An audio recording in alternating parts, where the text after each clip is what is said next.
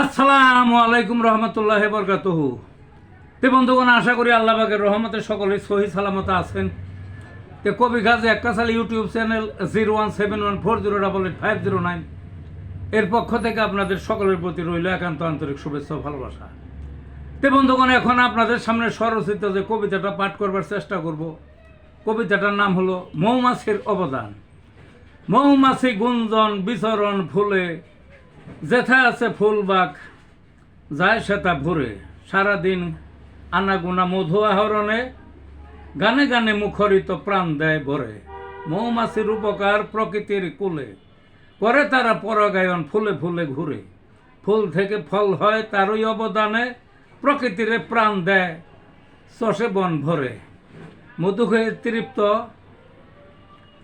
জাতিপাতি ভুলে, ওষুধের ভাণ্ডার কিতাবে তা বলে।